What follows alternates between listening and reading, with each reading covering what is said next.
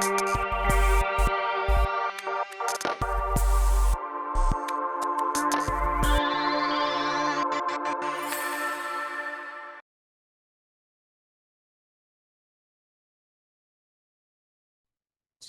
present Imam Abdurrahman Sykes, who has become a great friend to our congregation. And the topic is self-discipline.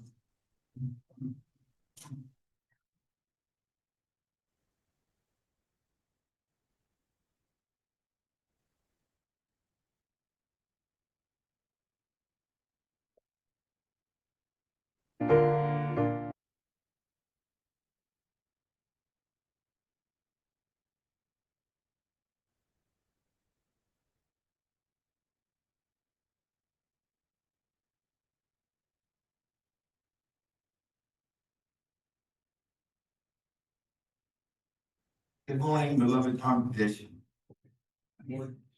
I am always excited when invited into this beautiful space and this beautiful community. Stephen Covey said, "Only the disciplined are truly free. The undisciplined are slaves to moods, appetites, and passions." Today, we embark on a journey to explore the profound virtue of self-discipline, cornerstone of spiritual and ethical growth, revered across all the world's religions.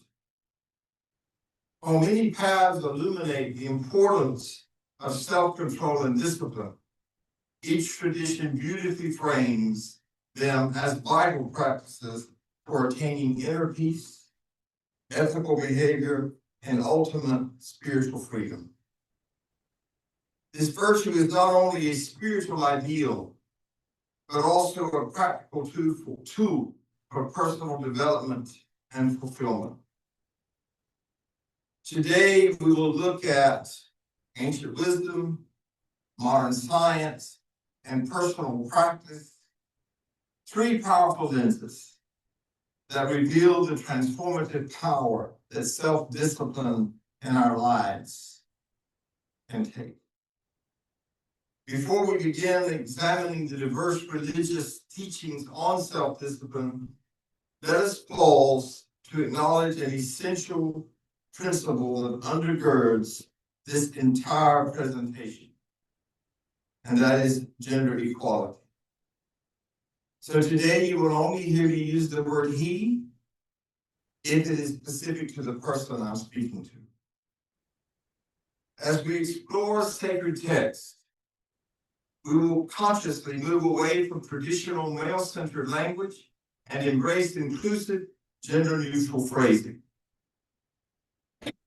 Too often, wisdom has been filtered through the lens of male privilege.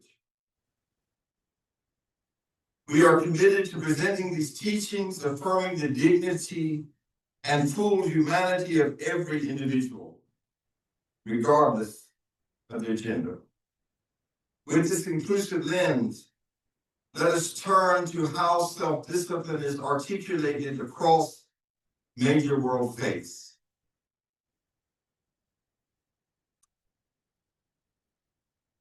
In Theravada Buddhism, their central text, the Dhammapada, teaches, better than conquering 1,000 people in battle is one who conquers themselves. I thought it was amazing. Laura and I have always been so spiritually connected that we're surprised at how connected and aligned we are in thought sometimes. This quote highlights the true strength that lies in self-mastery. Hinduism's Bhagavad Gita states, one who is temperate in their habits of eating, sleeping, working, and recreation can mitigate all material plans by practicing the yoga system. This quote underscores the importance of moderation and disciplined living as paths of enlightenment. In Christianity, the Apostle Paul wrote, "For God has not given us the spirit of fear and power, but of love and a sound mind." Sounds like self-control, a sound mind. I'm in a sound mind when I'm controlling myself. 2 Timothy 1:7 emphasizes self-discipline as a divine gift that guides people toward purposeful lives. Islam profoundly integrates self-discipline into daily life. In addition to the world's major faiths, many indigenous wisdom traditions also emphasize deep self-discipline through patience, practice of ceremony, fasting, vision quest, and connecting to land and to spirit. These traditions remind us that self-discipline is not only individual, but also communal and ecological, honoring the balance between self, others, and the earth. In terms of self-discipline in Islam, the Quran states, "O you who believe, seek help through patience and prayer. Indeed, God is with the patient." And this is in chapter 2, verse 153. Fasting during the month of Ramadan exemplifies this. The Quran declares, "O you who believe, the discipline of fasting has been prescribed for you as it was prescribed for those before you, that you may develop consciousness, God consciousness, mindfulness."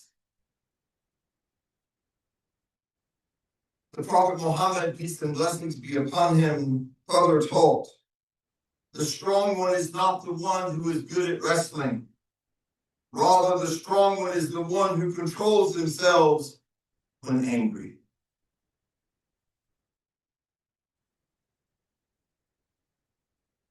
The Prophet Muhammad, peace and blessings be upon him, modeled the highest form of self-discipline, not only in words, but through his life, responding to humiliation at the city of Taif with prayer instead of revenge, remained steadfast through the agony of the Battle of Uhud, despite personal injury and the loss of his beloved companions.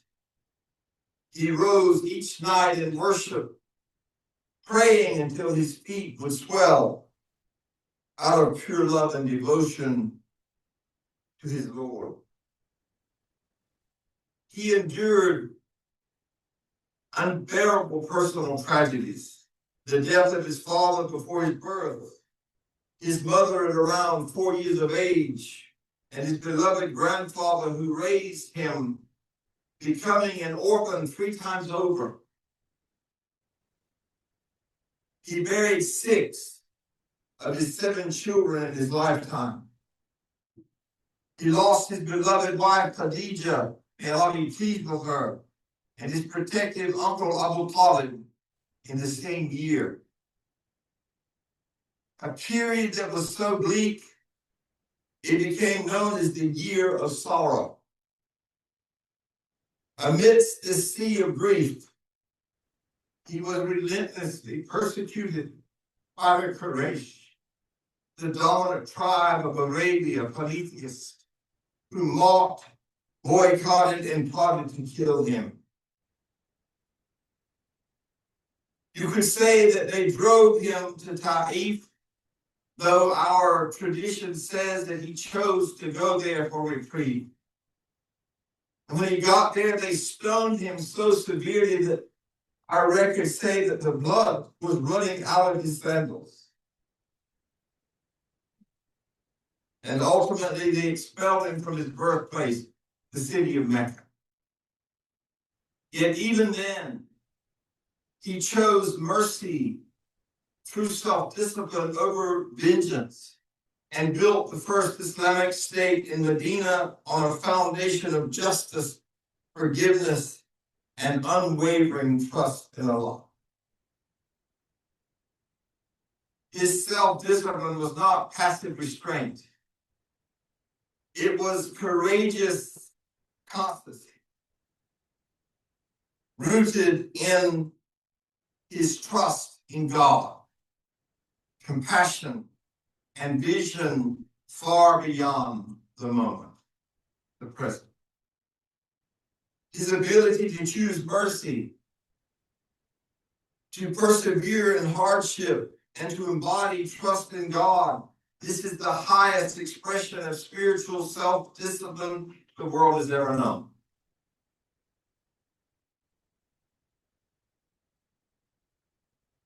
Think for a minute. How often have we said things we wish we could take back because we lack the self-discipline to control one of the smallest members of our body, our tongue? But doesn't it cost the greatest damage? Allow me to share a profoundly inspiring story of a friend of mine whose name was Adam.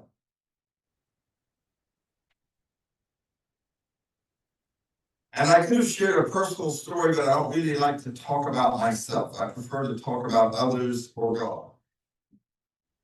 Adam had always struggled academically and was diagnosed with dyslexia at a very young age. Throughout his school, he was often labeled as special needs, as incapable, and judged as lazy. But Adam carried within him a quiet determination, a spark of resilience that refused to surrender to the judgments of others. When Adam entered high school, he decided his limitations would no longer define him. He set a clear, ambitious goal to graduate with honors and attend university. Adam developed a disciplined routine.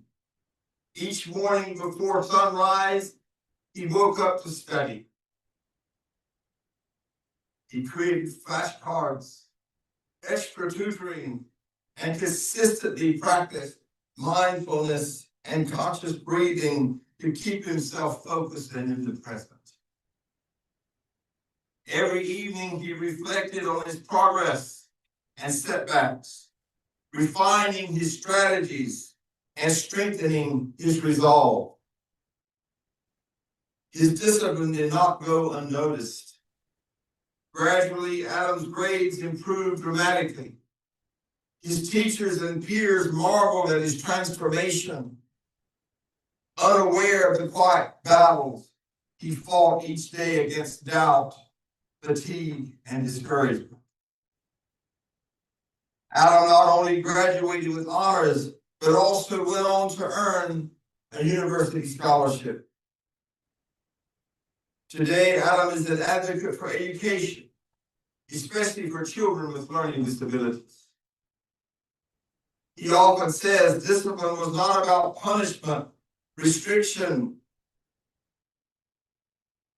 It was about discovering the boundless potential within myself.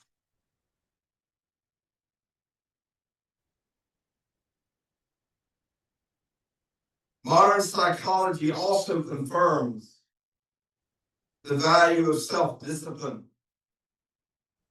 Renowned psychologist Walter Mischel's famous marshmallow test demonstrated that children who exercise self-control and delayed gratification were more successful in life,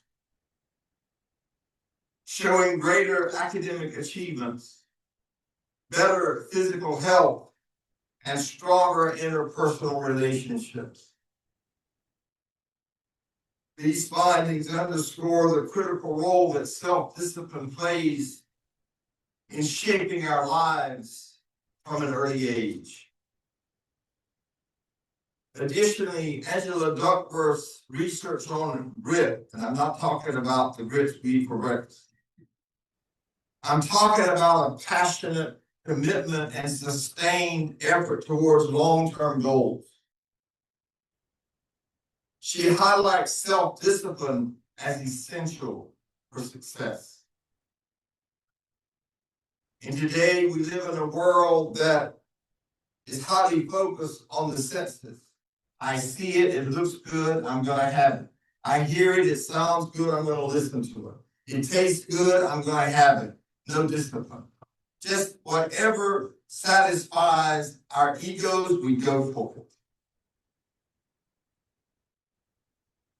According to Duckworth, grit is even more important than talent in achieving significant accomplishment. These insights reinforce the timeless wisdom of our spiritual traditions, connecting ancient teachings with contemporary scientific findings. Consider also the extraordinary example of Nelson Mandela, whose life embodied remarkable self-discipline.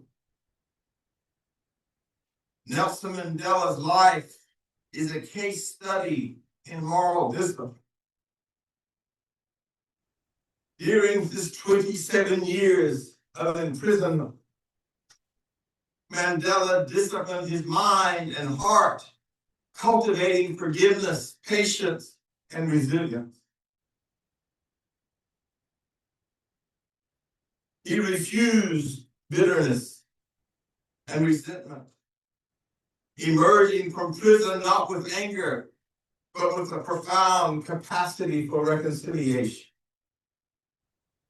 And I'm deeply moved when I talk about Nelson Mandela because from 1981 to 1986, I was personally in Cape Town, South Africa, participating in anti-apartheid work, and was so inspired. Mandela's self-discipline not only transformed his personal fate, but also changed the course of history for his country and the world globally. Modern research corroborates these ancient teachings, demonstrating the tangible benefits of self-discipline. A study published in Frontiers in Psychology found that individuals with a heightened sense of self-discipline exhibited increased autonomous motivation and reduced procrastination. I added that. The research has concluded that cultivating self-discipline can positively affect autonomous motivation and procrastination. Another study published in Scientific Reports examined the role of academic self-discipline among university students. What do we know happens in the first semester of many college students? The first time I'm away from mom and dad, I can party, and then the first time they have bad grades. I was a counselor at UCF Counseling Center for 2 years. I saw so many students that didn't have discipline, and they flunked out or were on academic probation. So that's what a lack of self-discipline does. It doesn't get you off to a good start.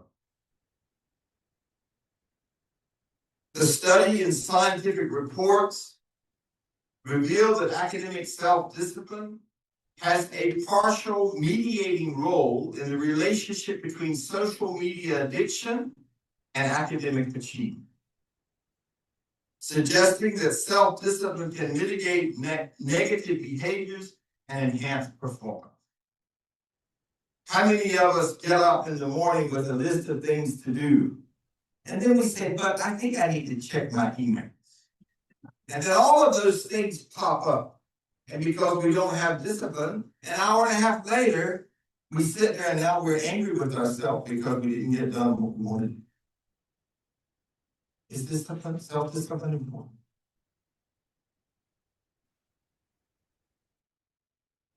Self-discipline extends beyond academic and spiritual practice into every facet of life, our health, relationships, career, and even leisure.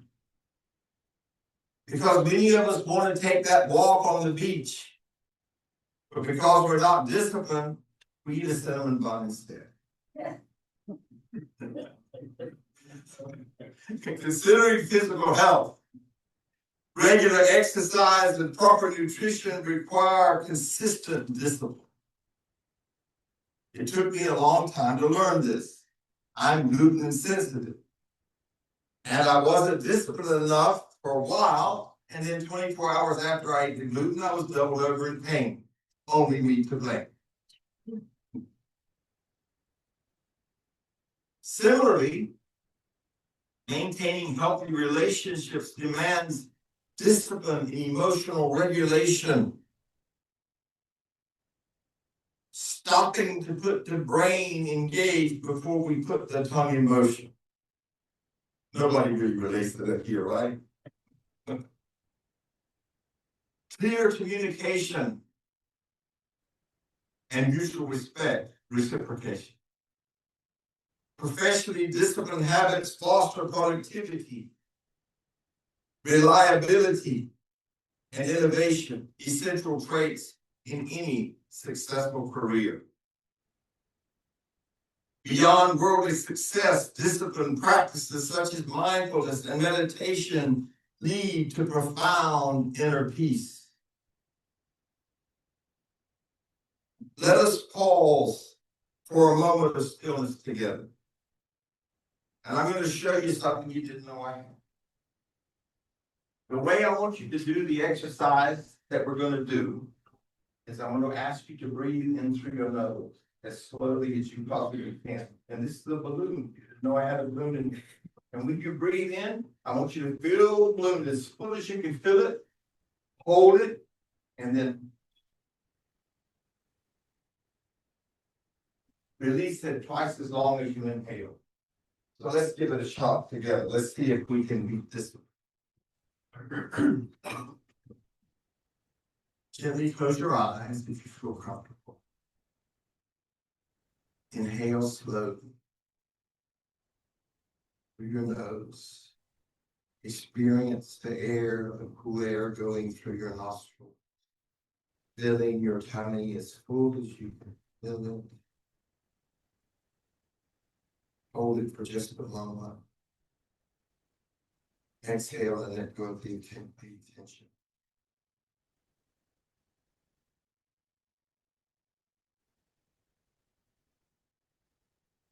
Let's do it again. Inhaling through your nose.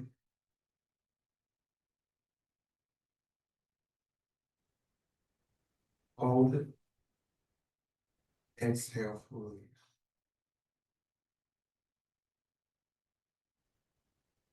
You didn't know we were going to listen to the waves of the beast. As we continue this service, feel free to carry this stillness with you. Conscious breathing slows down the mind and helps us beat self-discipline. When we discipline our minds to focus on the present, the here and now moment, we free ourselves from anxieties and fears rooted in the past or future. This state of tranquility not only enhances our spiritual lives, but also enriches our interactions with others, fostering compassion, empathy, and understanding. Understanding the importance of self-discipline is the first step. Implementing it is the journey. So now I want to give you practical strategies to cultivate self-discipline. And in the gathering after the worship service to discuss this today, I have 10 copies of this if anyone would like. Number one, set clear goals. Define specific, achievable, measurable objectives to provide direction and motivation. Number two, establish clear priorities. Clearly identify your most important values and goals to guide disciplined behavior effectively. Number three, create visual reminders. And I know Laura does this because she has the calendar for this and the notebook for this.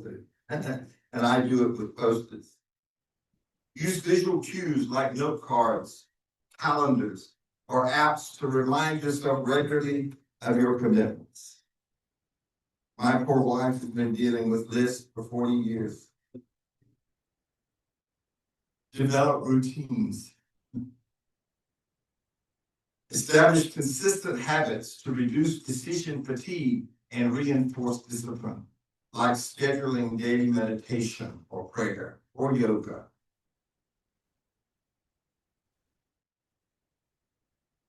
Practice mindfulness. Being present and aware helps you recognize and manage impulses efficaciously. You know, it's that time when you have sworn that you will never put a thing on the credit card and pay it.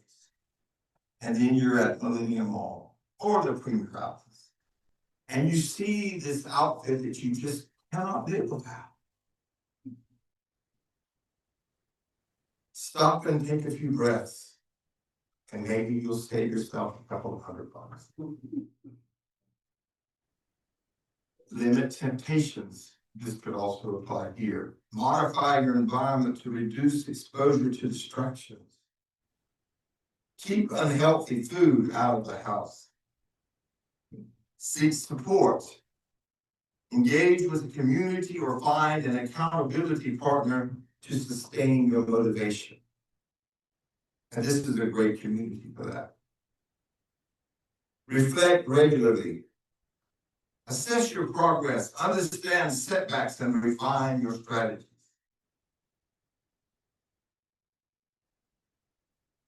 Embrace small steps. I call them baby steps. Gradually increase the challenge to strengthen your self-discipline over time. Celebrate progress. Reward yourself. Acknowledge even small wins to stay motivated. Well, I said I was going to walk this morning, and in the last 10 minutes of the 40 minutes I planned to walk, I walked. Yay! 10 minutes! And finally, forgive yourself. So many of us carry the trauma of the past. Setbacks are part of growth. Don't see your setback as a failure. If that had happened, we wouldn't have a light bulb today. Compassionately recommit to your path with renewed intention. Adam's story, alongside historical examples, contemporary insights, and the teaching of various faiths, illuminates the path of self-discipline as crucial for both personal and spiritual fulfillment. Let us integrate these powerful principles, lessons, and practices into our lives. We can navigate challenges with greater resilience, achieve our goals, and cultivate a more profound sense of fulfillment and peace, drawing strength from our diverse traditions and collective wisdom. May we consistently embody self-discipline, cultivating more profound peace, resilience, and fulfillment. And now we have some dialogue and reflection for our question and answer session. How has self-discipline transformed your life or the life of someone you know? In what ways can our community collectively foster greater self-discipline to address challenges like inequality, injustice, and division? What personal strategies resonate most with you? And how can we support each other in our journey toward greater self-discipline? Thank you, and I look forward to our discussion.